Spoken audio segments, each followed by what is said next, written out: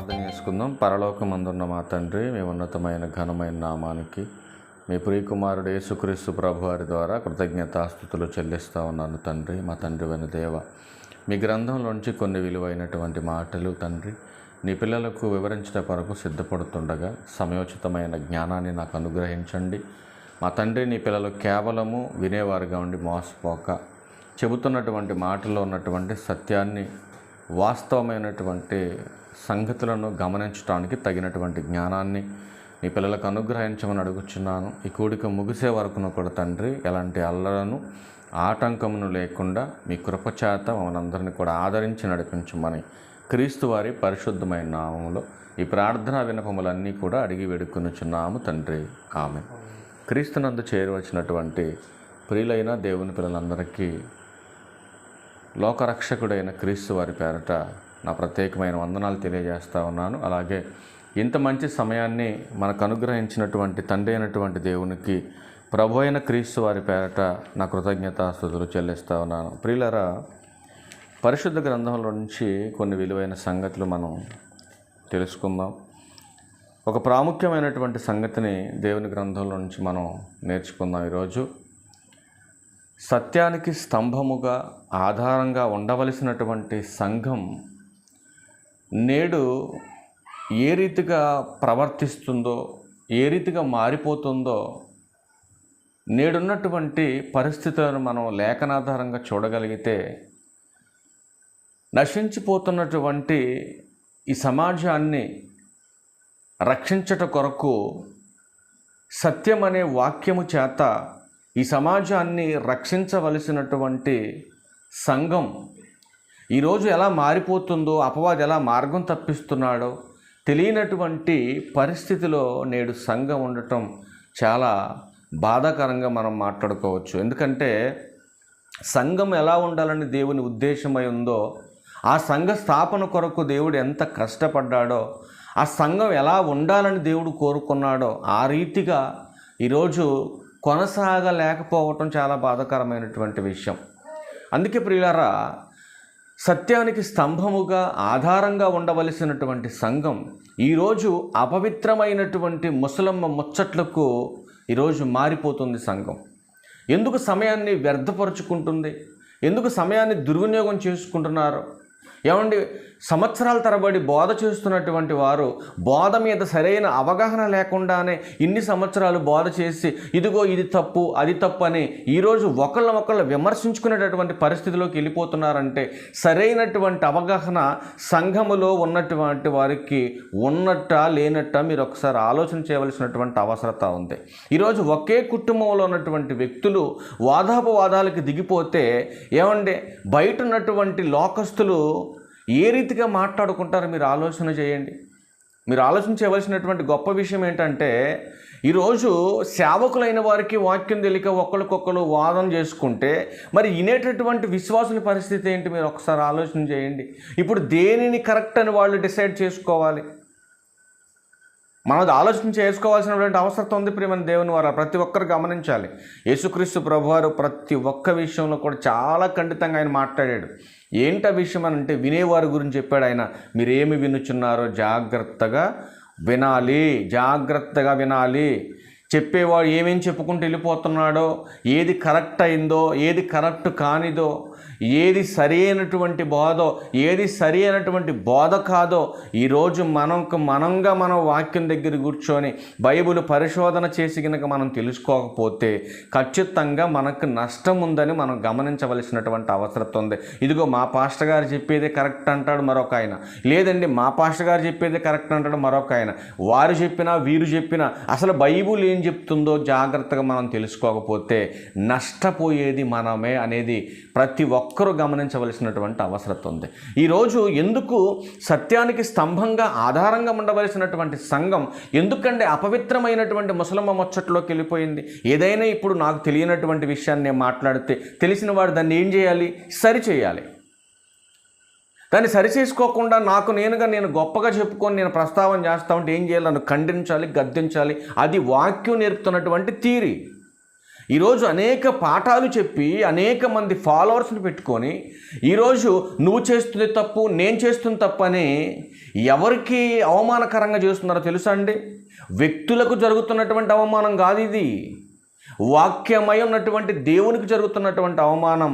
పరలోకపు తండ్రి యొక్క ఉద్దేశాన్ని భంగపరిచేటటువంటి పనికిమాలినటువంటి వ్యర్థవాదనలు పెట్టుకొని ఈరోజు వాక్యం తెలియనటువంటి ప్రతి ఒక్కడికి అవకాశం ఇచ్చేసింది ఈరోజు క్రైస్తవ కుటుంబం. ఒక్కసారి బుర్రబెట్టి ఆలోచన చేయాలి ప్రతి ఒక్కడు కూడా ఈ విషయాన్ని. ఎందుకంటే వాక్యం తెలిసిన మనమే వక్రీకరించుకొని చేసుకుంటూ ఉంటే మరి వాక్యం తెలియని పరిస్థితి ఏంటి? ఇప్పుడు అక్కడ దాకొద్దండి, సంఘం వెలుపటి వారి గురించి మనకొద్దు, సంఘంలో ఉన్న వాళ్ళ పరిస్థితి ఏంటి అంటే, ఇంతకాలం మా బ్రదర్ చెప్పింది, మా సేవకుడు చెప్పింది, ఏమండి మా పాస్టర్ గారు చెప్పింది అంటే తప్ప ఇది అనేటటువంటి సందేహంలో సంఘం వెళ్ళిపోతుంది కదండి. ఈరోజు వాదోపవాదనలు పెట్టుకొని ఈరోజు నీ వాదన రాంగ్ అని కనుక పక్కన నిర్ధారించాడు అనుకోండి, ఇప్పుడు నీ సంఘం పరిస్థితి, నీ పరిస్థితి ఏంటి? ఏం చేయాలి? నువ్వు ఆలోచన చేసుకోవాలి కదండి. ఈరోజు మీడియా ముందుకు వచ్చేసి మీ ఇష్టానుసారంగా మాట్లాడటం, సోషల్ మీడియాలో మీ ఇష్టానుసారంగా పోస్టులు పెట్టేయటం, దానికి కౌంట్లు పోస్టులు చేసుకోవటం ఏంటండి? అసలు ఈ దరిద్రం అంతా ఏంటండి? అసలు సంఘాన్ని స్థాపించింది ఎందుకో, దేవుడు చెప్పమన్నది ఏంటి, ఈరోజు చెబుతుంది ఏంటి, అసలు ఇది దేవుని ఉద్దేశమా లేదా అపవాది మమ్మల్ని ఏమైనా దారి తప్పిస్తున్నాడా, ఏంటి అసలు మా పరిస్థితి ఏంటి అన్న ఆలోచన ఉందా అండి ఈరోజు క్రైస్తవ పాస్టర్లకి? మీరు ఆలోచన చేయండి. మరి వాక్యం తెలియనటువంటి మాలాంటి పరిస్థితి ఏంటండి? మీరు ఆలోచన చేసుకోవాలి కదా కొద్దిగైనా. ఈరోజు సంఘం ఎటుపోవాలి? ఈరోజు ఇన్ని వందల మెసేజ్లు చెప్పి ఇన్ని చోట్ల మీరు ఈ రకంగా సేవకులను పిలువబడి మీరు ఈ రీతిగా మిమ్మల్ని మీరే సరైనటువంటి స్టాండర్డ్ బేస్మెంట్ లేకుండా మీరు మాట్లాడితే మరి విశ్వాసుల పరిస్థితి ఏంటి? ఆలోచన చేస్తున్నారు ఏమైనా కొద్దిగైనా? ఇవన్నీ ఆలోచన చేయరు. అందుకే దేవుని ఉద్దేశాన్ని భంగపరిచేటటువంటి పరిస్థితి ఎవరు చేసినా సరే, ఎంత పెద్ద సేవకుడైనా సరే, దేవుని నామానికి అవమానించేటటువంటి పని ఎవరు చేసినా సరే కఠినమైన శిక్ష ఉందని బైబిల్ చెప్తా ఉందండి. అది పెద్ద సేవకుడైనా చిన్న సేవకుడైనా ఎవరైనా సరే. ఇప్పుడు సేవకుల స్థానంలో ఉన్న వాళ్ళకి ఒక అండర్స్టాండింగ్ లేకపోతే, బైబిల్ మీద సరైన అవగాహన లేకపోతే మరి సంఘ సభ్యుల పరిస్థితి ఏంటి? ఆలోచన చేస్తున్నారు కొద్దిగైనా? నాకు మొత్తం తెలుసు కదా నేను కాలు రగరేసినంత మాత్రాన అది సరిపోదు. అది సరైనటువంటి వాక్య విధానం కాదు. ఇది ఒక సేవకుడికి ఉండవలసిన లక్షణం కాదు. ఎక్కడైనా అపోస్తులలో కానీ, ఏమండి ప్రవక్తలలో కానీ, ఎక్కడైనా ఎవరైనా సరే కాలు రగరేసి నిన్ను ఓడించేస్తాను, నిన్ను పడగొట్టించేస్తాను ఎక్కడైనా అన్నారండి అపోస్తులు బోధలో కనపడిందండి మనకి ఎక్కడైనా? ఎవరైనా తప్పు చేస్తే సరిదిద్దమని చెప్పారు తప్ప, సరిచేసేటటువంటి ప్రస్తావన తీసుకొచ్చారు తప్ప, వాక్య విరుద్ధంగా ప్రవర్తన చేస్తే వాళ్ళని గద్దించేశారు, వినకపోతే విడిచిపెట్టేశారు తప్ప ఎక్కడ కూడా నీ దమ్మేంటో నువ్వు చూపించు, నా దమ్మేంటో నేను చూపించుకుంటా, నీ సత్తా ఏంటో నువ్వు చూపించు, నా సత్తా ఏంటో నేను చూపించుకుంటా అని ఎక్కడైనా దేవుని నామానికి అవమానకరంగా అపోస్తులు బిహేవ్ చేసినట్టుగా ఒక్క రెఫరెన్స్ అని చూపించగలరు ఎవరైనా? లేదు. ఆనాడు వాళ్ళకే లేనటువంటి తపన ఈరోజు సేవకులుగా ఉన్నటువంటి పెద్ద వాళ్ళకి ఎందుకండి నాకు అర్థం కావట్లేదు. అసలు ఈరోజు సంఘముగా చేయవలసిన పని ఏంటి? ఒక పాపిని మార్చటానికి బోధ చేయాలి, అది ఏ రీతిగా బైబిల్ చెప్పిందో దాన్ని చేయాలి.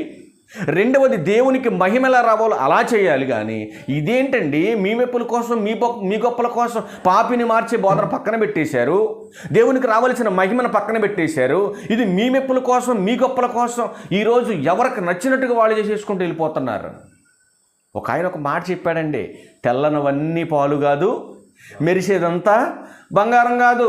మీరు మాట్లాడుతున్న మాటలన్నీ సత్యం కాదు, బైబుల్ ఒక్కటి మాత్రమే సత్యం అండి. బైబిల్ మాత్రమే సత్యం. మరొక ఆయన తర్జుమా తప్పు అంటాడు. అంటే బైబిల్ తప్ప? అంటే నీ బుర్రకి ఏదొస్తుంది మాట్లాడేసి యూట్యూబ్లో పెట్టేస్తావా? నీకు ఛానల్ ఉంది, ఆ ఛానల్లో పెట్టేస్తే పిచ్చోళ్ళు వాళ్ళే చూసుకుంటారు, వాళ్ళే ఫాలో అవుతారు అనుకుంటున్నారు చాలామంది. మీరందరూ చెప్పవలసింది, ఈరోజు సమాజంలో బ్రతుకుతున్న మనుషులకి లెక్క చెప్పలేనటువంటి పరిస్థితుల్లో మీరు గొప్పగా ఉండొచ్చు, కానీ దేవునికి లెక్క చెప్పాలి. ఇది ఒళ్ళు దగ్గర పెట్టుకుని ప్రతి ఒక్కరు వినవలసినటువంటి సందేశం ఇది. ఈరోజు నాకు లెక్క చెప్పనక్కర్లేదు, నేను నీకు లెక్క చెప్పాల్సిన అవసరం లేదు. నాకు అంతా తెలుసని మేకపోతే గాంభీర్యంతో నేను అరవచ్చు, కానీ దేవునికి లెక్క చెప్పాలి. అది గుర్తుపెట్టుకోవాలి మీరు. ఒక గుడ్డోడు మరొక గుడ్డోడికి దారి చూపించలేడు. మీరు ఆలోచన చేసుకోవాలి జాగ్రత్తగా. అసలు ఉన్న సత్యం ఏంటో కూర్చొని పబ్లిక్ కాకుండా ఈరోజు అపవాది ఎవరి మీద ఏం నిందేయాలా, ఏ రీతిగా క్రైస్తవం మీద బోధ చల్లాలా, దేవుని నామాన్ని ఎలా దూషణ పాలు చేయాలా, ఎట్లా ఈ క్రైస్తవాన్ని అంతం చేయాలని ఒక పక్క అపవాది వాడు పథకాలతో వాడు పని చేసుకొని కూర్చుంటే ఈరోజు క్రైస్తవ కుటుంబంలో ఉన్న వాళ్ళకి ఒక సఖ్యత లేకపోతే ఎలా అండి? మీరు ఆలోచన చేసుకోండి. అందుకే అన్నాడు, బోధకులైన వారికి కఠినమైనటువంటి శిక్ష ఉందని చెప్పినటువంటి యాకోబు గారు, మీరు అనేకులు బోధకులు కాకండి. ఒకవేళ అయితే మీరు ఎలా ఉండాలో చెబుతున్నాడు తిమోతి గారికి రాసినటువంటి 2వ పత్రికలో. బోధకులైతే చూడండి ఎలా ఉంటే శిక్ష పడదో చెప్తున్నాడు ఆయన. బోధకులైనటువంటి మీరు శిక్ష పడకుండా ఉండాలంటే ఏం చేయాలో చెబుతున్నాడు తిమోతి గారికి రాసిన 2వ పత్రిక 15వ అధ్యాయంలో క్షమించండి 2వ అధ్యాయం 15వ వచనం ప్రియులారా, క్షమించాలి. తిమోతి గారికి రాసిన 2వ పత్రిక 2వ అధ్యాయం 15వ వచనంలో, దేవుని ఎదుట యోగ్యునిగాను సిగ్గుపడనక్కర్లేని పనివానిగాను సత్యవాక్యమును సరిగా ఉపదేశించువానిగాను నిన్ను నీవే దేవునికి కనపరుచుకోవడానికి జాగ్రత్త పడాలి. కానీ ఈ సమాజానికి కనపరుచుకోవడానికి నేనేదో ఒక పాయింట్ తీసేసుకొని ఈ పాయింట్ నేను చెప్పేది కరెక్టు, నేను 10 మందికి కనబడాలి, 10 మందిలో నా టాలెంట్ ప్రూవ్ చేసుకోవాలి. ఎవరికి కావాలి ఇదంతా? ఎవరికి కావాలండి ఇదంతా? దేవునికి కనపరుచుకునేటటువంటి వేలో మనం పరిచర్య చేయాలి. ఒకవేళ నేను మాట్లాడే తప్పు అనుకోండి, నువ్వేం చేయాలి? నువ్వు జ్ఞానివైతే, నువ్వు తెలియగలిగినోడు అయితే ఏం చేయాలి? అపోస్తుల బోధనను నువ్వు అనుసరించేవాడు అయితే, దేవుని ఉద్దేశం నీకు అర్థమైతే నువ్వేం చేయాలి? కూర్చోబెట్టి నన్ను మాట్లాడుతుంది కరెక్ట్ అయిన వే కాదు ఇది, ఇదిగో ఈ రీతిగా దీన్ని మనం సరిచేసుకోవాలి. మన కుటుంబంలో మనమే ఒక్కొక్కరం ఒక్కో రకంగా బాధ చేస్తే అవతలుంటోడికి మనం చీప్ అయిపోతున్నా అని ఒకరికొకరు పరామర్శించుకొని సహోదర ప్రేమ కలిగి సరిచేసుకోవలసినటువంటి సంఘం అనే కుటుంబం ఈరోజు మొక్కలుగా మారిపోయిందండి. అపవిత్రమైన ముచ్చట్లోనికి వెళ్ళిపోయింది సంఘం ఈరోజు. ఇలా తప్పించటానికి ఎవరు కారణం? మనం ఆలోచించవలసినటువంటి అవసరం ఉంది క్రైస్తవం జాగ్రత్తగా. ఈరోజు ప్రతి ఒక్కరూ ఎంతో కొంత జ్ఞానం నేర్చుకుంటున్నారనే ఆనందపడేది పోయి జ్ఞానం ఎక్కువైపోయిన తర్వాత కాకరకాయని కథ ఏమన్నారండి? మనకు సామెత ఉంటుందండి, చదువుకోకముందే కాకరకాయ అన్నాడంట పల్లెటూరులో ఉండి, చదువుకున్న తర్వాత పట్నం వెళ్ళి అన్నాడంట కేకరకాయ అన్నాడంట. అలా ఉందండి ఈరోజు క్రైస్తవ సేవకుల పరిస్థితి, అలా ఉంది ఈరోజు. దయచేసి అలాంటి పిచ్చి పనులు చేయకండి. అసలు వాక్యం ఏం చెబుతుంది? దేవుని ఉద్దేశం ఏమై ఉంది? అసలు వాక్యం అంతా ఏం చెప్పమని యేసుక్రీస్తు ప్రభు వారు చెప్పారు? తండ్రి దేవుని ఉద్దేశమై ఉంది. 2 మాటలుగా చెప్పొచ్చండి. ఒకటి పాపి మార్పు కొరకు, 2వది దేవుని మహిమ కొరకు. దీనిని మించినటువంటిది నువ్వు చేస్తే నువ్వు సేవకుకి అర్హత లేనటువంటి వ్యక్తివే. ఈరోజు ఎవరెవరు ఏదేదో చెప్పుకొస్తున్నారండి. ఈరోజు ఎంత గలిబిలి మొదలైందండి. అందుకే మాట్లాడాల్సి వస్తుందండి ప్రియులారా. మీరు గమనించండి, ప్రేమతో మాట్లాడుతున్న మాటలే మనల్ని మనం సరి చేసుకోవడానికి. అందుకనే పౌలు గారు రోమా సంఘానికి ఒక మాట చెప్పాడండి, మిమ్మును బట్టే కదా అన్ని జనుల మధ్య నా నామం దూషింపబడుతుంది అంటున్నాడు. ఈరోజు దేవుని నామం దూషణ పాలవటానికి కారణం ఎవరండి? బోధించే వాళ్ళు సరైనటువంటి బోధన విధానం సఖ్యత లేకపోవటం వల్లే కదండి. ఇప్పుడు ఒక మాట తప్పుగా ఎవరైనా మాట్లాడితే దాన్ని ఏం చేయాలి? యూట్యూబ్లో నెంబర్లు పెడుతున్నారు, వాళ్ళకి ఫోన్ చేయండి, పర్సనల్గా ఫోన్ చేసి మాట్లాడండి, పర్సనల్గా కలుసుకోండి, వాళ్ళని సరి చేసుకోండి. తమ్ముడు ఇలా మాట్లాడకు, అన్న ఇలా చెప్పకు, అన్ని జనులకి హేళనగా ఉంది, దేవుని నామానికి దోషణ కలుగుతుంది అని ఒకళ్ళని సరి చేసుకునే విధానం పోయింది. ఈరోజు ఫైట్ చేసుకునేటటువంటి పరిస్థితి వచ్చేసింది. నీ టాలెంట్ ఏంటి, నా టాలెంట్ ఏంటి? ఏమంటే ఎందుకంటే అసలు ఎక్కడైనా బైబిల్లో ఇట్లాంటి బోధ ఎక్కడైనా చేశారు ఎవరైనా? మరి బైబిల్లో చేయనటువంటి బోధ ఈరోజు ఎందుకండి ఎలా చేస్తున్నారు? మీరు ఆలోచన చేసుకోండి. తప్పుని సరిచేసుకోండి. పబ్లిక్ చేసుకోవటం ఎందుకు? దేవుని నామానికి అవమానం తెచ్చుకోవటం ఎందుకు? అందుకని కొన్ని సందర్భాలు చూడండి, కొన్ని సందర్భాలు చూద్దాం బైబిల్లో మనం ప్రియులారా. తిమోతి గారికి రాసినటువంటి మొదటి పత్రిక 4వ అధ్యాయంలో ముసలమ్మ ముచ్చట్లకి మారిపోతున్నటువంటి సంఘాన్ని ఉద్దేశించి పౌలు గారు తిమోతి గారికి ఏం చెబుతున్నారు? మొదటి పత్రిక 4వ అధ్యాయం 7వ వచనంలో ఏమంటున్నారు ఆయన చూడండి. ఏం చెబుతున్నాడు తిమోతికి? జూనియర్ సేవకుడైనటువంటి తిమోతి గారికి సీనియర్ సేవకుడు ఏం చెబుతున్నాడు? జాగ్రత్తగా వినండి. అపవిత్రమైన ముసలమ్మ ముచ్చట్లను విసర్జించి, దేవభక్తి విషయంలో ఏం విసర్జించమన్నాడు?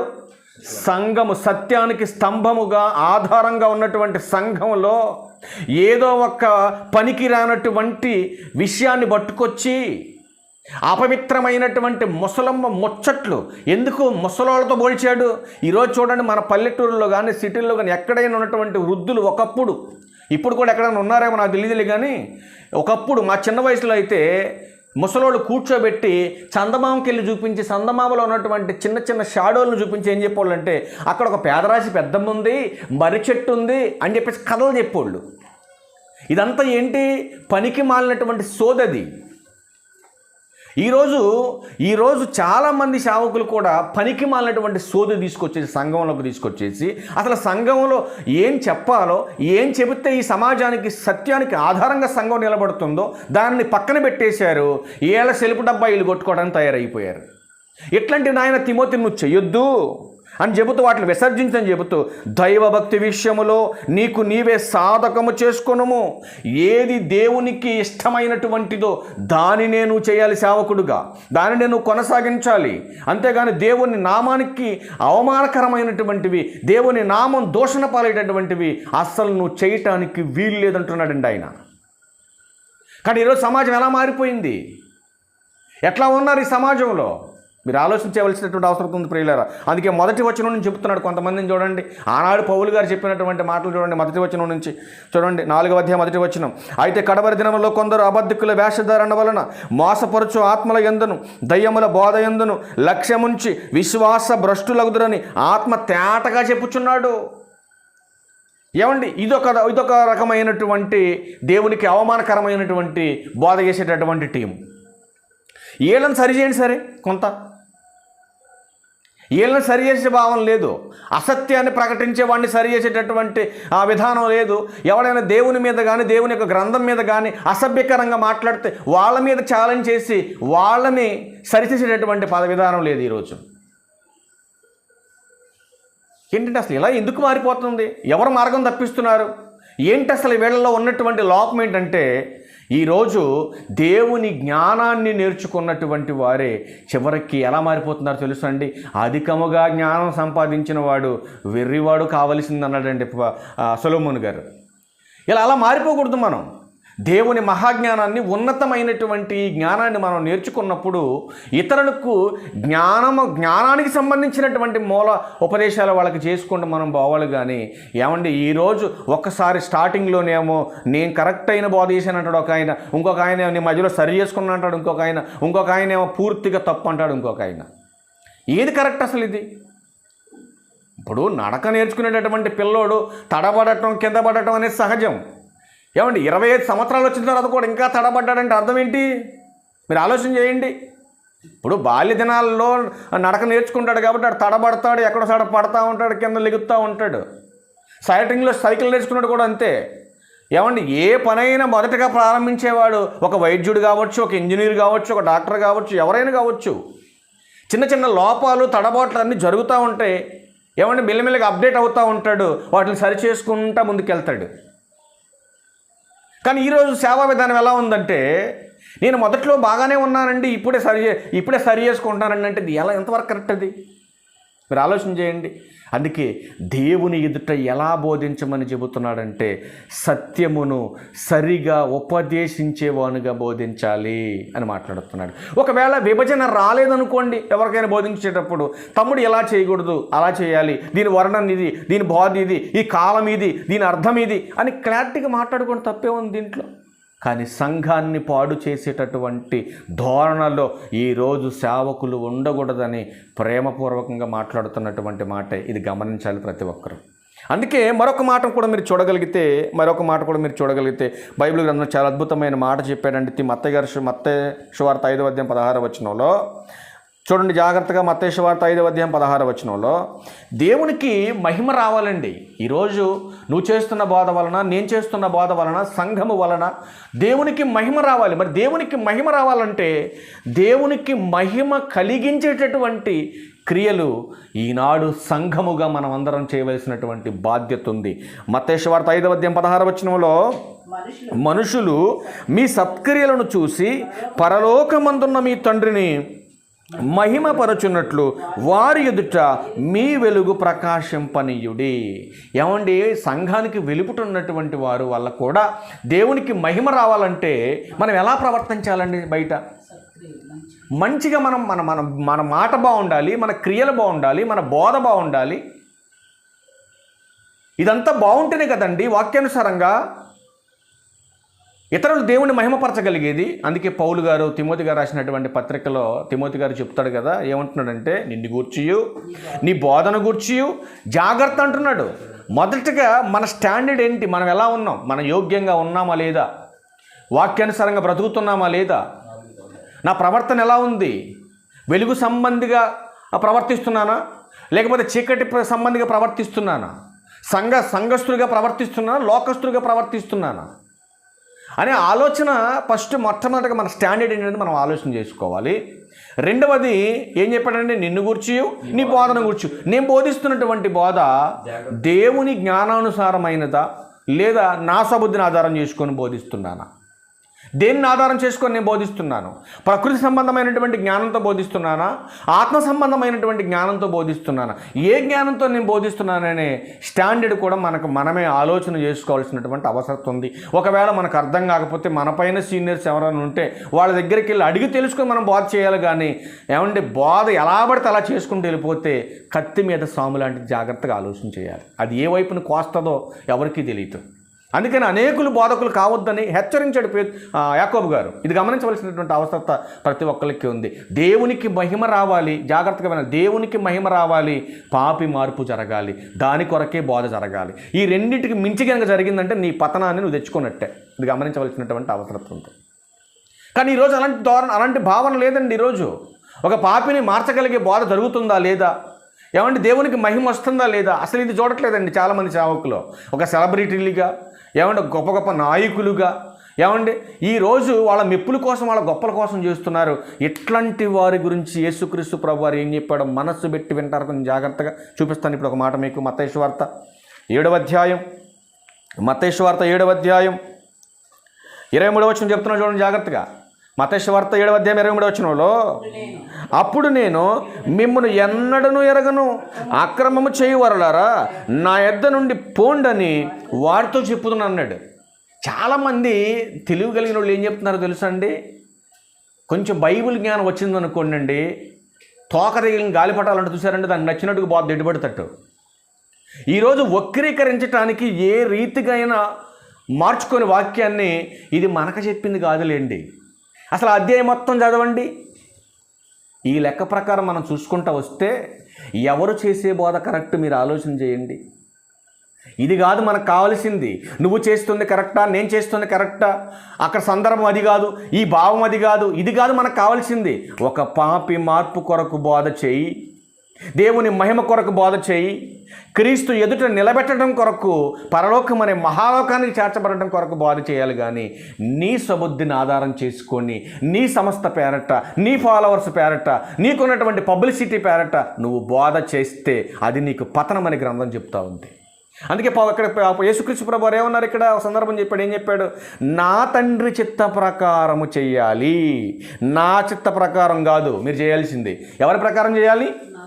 నా తండ్రి నాకు ఏదైతే అప్పగించాడో, నా తండ్రి నాకు అప్పచెప్పింది అపోస్తులు అయినటువంటి మీకు అప్పచెబుతున్నాను.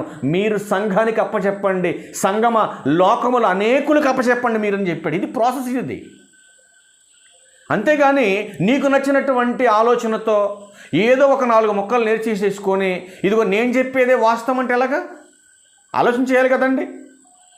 బైబిల్లో 3 కాలాలు ఉన్నాయి. లేదండి ఒకే కాలానికి సంబంధించిన బైబిల్ అని బోధ చేస్తే నిలబడగలవా? ఆలోచన చేయండి ఒకసారి. అందుకనే ఏ కాలాన్ని బట్టి దేవుడు మాట్లాడాడు, ఏ కాలాన్ని బట్టి సందర్భాన్ని చెప్పాడు, ఏ కాలాన్ని బట్టి ఇది జరుగుతుంది, జరిగింది, జరగబోతుంది అనేది మనం క్యాలిక్యులేషన్ చేసుకొని మాట్లాడాలి కదండి, అర్థం చేసుకొని చెప్పాలి కదండి. ఈరోజు బోధించేటటువంటి ప్రతి ఒక్కరు గమనించవలసింది ఏంటంటే గ్రంథంలో రాయబడిన దాని ప్రకారమే ప్రకటన జరగాలి తప్ప ఎవరో వ్యక్తులు రాసేసుకున్నటువంటి వాటిని తీసుకొచ్చేసి వాళ్ళు చెప్పిందే కరెక్ట్, వీళ్ళు చెప్పిందే కరెక్ట్ అని సంస్థల పేరట మీ డబ్బా మీరు కొట్టుకుంటే సరిపోదు. బైబిల్ ఒప్పుకుంటుందా? ఒప్పుకోదు.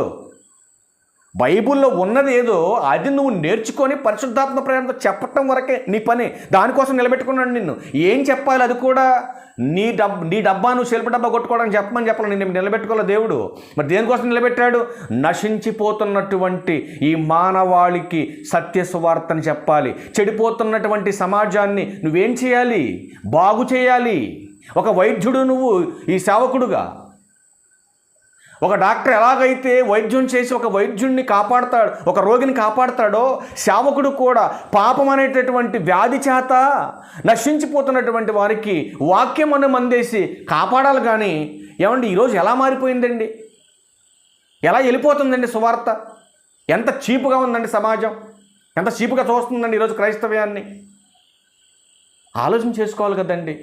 దేవుని నామానికి అవమానం తెచ్చే పని నేనైనా మీరైనా ఎవరైనా చేస్తే శిక్ష తప్పదనే విషయాన్ని ప్రతి ఒక్కరు గమనించుకోవాలి ప్రియులారా. ఈరోజు మైక్ ఉంది కదా, మీడియా ఉంది కదా అని చెప్పేసి, ఛానల్ ఉంది కదా అని చెప్పి నోటుకు వచ్చినట్టు ఎవరు పడితే వాళ్ళు మాట్లాడితే అది ఈరోజు నీకు సరిపోతుందేమో కానీ అది దేవుని విషయంలో సరైనది కాదు ప్రియులారా. మీరు ఆలోచన చేయండి, అర్థం చేసుకోండి. సంఘము సత్యానికి స్తంభంగా ఉండాలి కానీ ముసలమ్మ ముచ్చట్లకి ఏంటండి సంఘం మారిపోతుంది ఈరోజు. ఆలోచించిన మరొక మాట చూసి క్లోజ్ చేద్దాం. మరొక మాట చూద్దాం. మనం ఏం రాయబడి ఉంది? తీతు గారికి రాసిన పత్రికలో ఒక మాటను చూద్దాం ప్రియులారా. తీతు గారికి రాసినటువంటి పత్రికలో మొదటి అధ్యాయం, తీతు గారికి రాసినటువంటి పత్రిక మొదటి అధ్యాయం 9-10 వచనాలు చూద్దాం ప్రియులారా. ఏం చేయమంటున్నాడు పౌలు గారు? చూశారండి, తాను హితబోధ విషయమై జనులను హెచ్చరించుటకును ఎదురాడి వారి మాటను ఖండించుటకును శక్తి గలవాడగునట్లు ఉపదేశం అనుసరించి నమ్మదగిన బోధను గట్టిగా చేపట్టుకుని వాడై ఉండవలెను. ఎవరిని హెచ్చరించమంటున్నాడు? తాను హితబోధ విషయమై జనులను హెచ్చరించుటకును అంటున్నాడు.